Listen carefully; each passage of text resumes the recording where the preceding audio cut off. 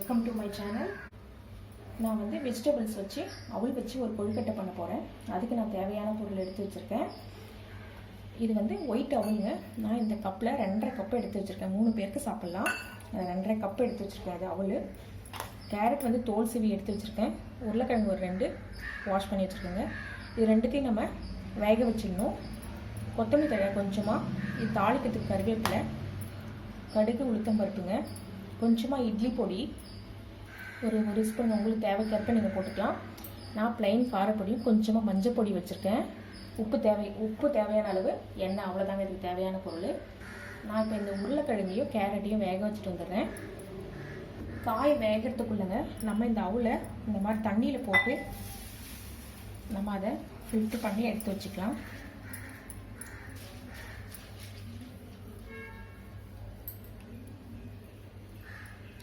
இப்படி போட்டுங்க ஒரு 2 நிமிஷம் தான், ரொம்ப நேரம் வேண்டாம். ஒரு 2 நிமிஷம் கழிச்சு நம்ம ஃபில்ட்ரு பண்ணி எடுத்துடலாம். நான் இப்போது இதை ஒரு 2 நிமிஷம் ஆயிடுச்சு. இந்த மாதிரி பிழிஞ்சிட்டு அந்த பவுலில் போட்டுக்கிறேன்.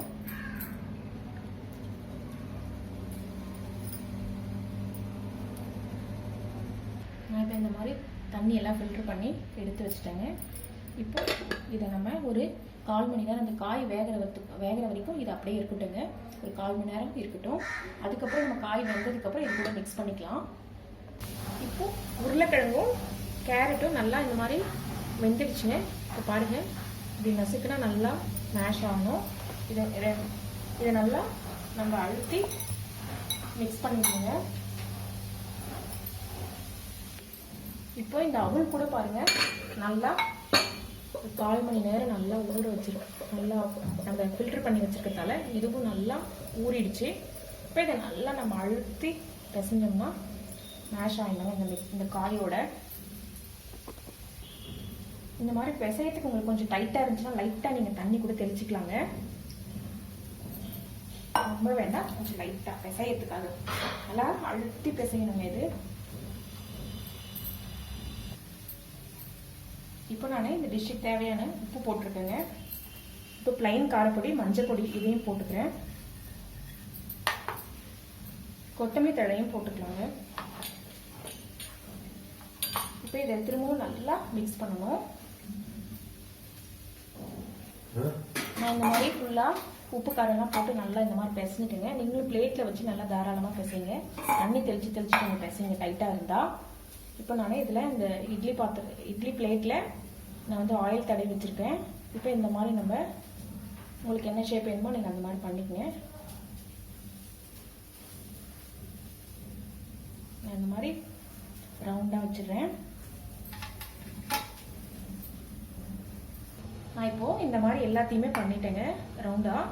இப்போ இதை நம்ம இட்லி பாத்திரத்தில் வேக வச்சு எடுத்துடலாம். தண்ணி நல்லா கொதிச்சுட்டு இருக்குங்க. இப்போ நான் இதை வச்சுருவேன். ஒரு 10 நிமிஷம் வேகட்டேங்க. இப்போது 10 நிமிஷம் ஆயிடுச்சுங்க. நம்ம எடுத்து பார்க்கலாம். இந்த மாதிரி ஸ்டிக்கில் தண்ணி தொட்டு பாருங்கள். ஒட்டாமல் வந்துச்சுன்னா வெந்துச்சுங்க. நீங்கள் இப்படி கையில் கூட டச் பண்ணி பார்க்கலாம். ஒட்டல. இப்போ வெந்துச்சு. இப்போ நான் ஆஃப் பண்ணிவிட்டு தாளிச்சிடலாம். இப்போ நான் கடாய் வச்சுருக்கேன். ஆயில் ஒரு 2 ஸ்பூன் போடுங்க. இப்போ நான் கடுகு, உளுத்தம் பருப்பு போட்டுட்டேன்.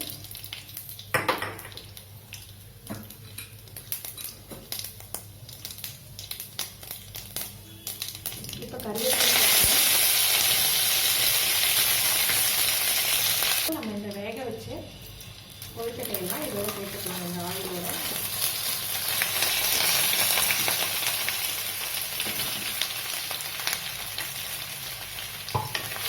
மிக்ஸ் பண்ணிட்டு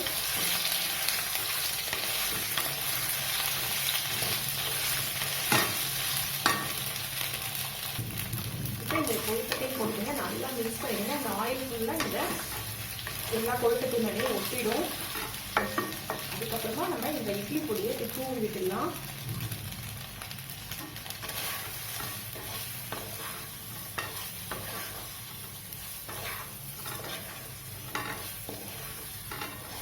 நீங்கள் பசங்களுக்கு இன்னும் குட்டி குட்டியாக வேணுனாலும் சின்ன பாலாக பண்ணிக்கலாங்க.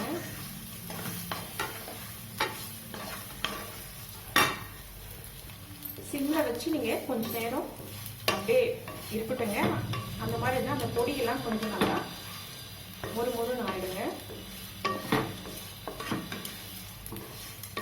இப்போ நீங்கள் ஆஃப் பண்ணிடலாம். பாருங்கள் ஃப்ரெண்ட்ஸ், நல்லா சூப்பரான ஒரு அவல் கொழுக்கட்டை வெஜிடபிள்ஸோட ரெடியாக இருக்குது. நல்லா இந்த இட்லி பொடி போட்டிருக்கதால இதனுடைய ஸ்மெல் சூப்பராக இருக்குதுங்க. நீங்கள் இதை மாதிரி பசங்களுக்கு செஞ்சு கொடுங்க. பசங்களுக்கு வந்து இப்போ நம்ம இது உள்ள வெஜிடபிள்ஸ் போட்டிருக்கதே அவங்களால கண்டுபிடிக்க முடியாது. அவ்வளோ சூப்பராக இருக்குது டேஸ்ட்டு. நீங்களும் இதை ஒரு முறை கண்டிப்பாக ட்ரை பண்ணி பாருங்கள். நீங்கள் இது தக்காளி சட்னியோட சாப்பிட்டீங்கன்னா இன்னும் சூப்பராக இருக்குங்க. விருப்பப்படுறவங்க நீங்கள் அப்படியே இந்த இட்லி பொடியோடு சாப்பிட்டாலும் நல்லா டேஸ்ட் நல்லா இருக்குது. கண்டிப்பாக இதை பசங்களை செஞ்சு கொடுங்க. உங்களுக்கு இந்த சேனல் பிடிச்சிருந்தா லைக் பண்ணுங்கள், ஷேர் பண்ணுங்கள், கமெண்ட் பண்ணுங்கள், சப்ஸ்கிரைப் பண்ணுங்கள். மறக்காமல் பெல் பட்டனை ப்ரெஸ் பண்ணுங்கள். தேங்க்யூ.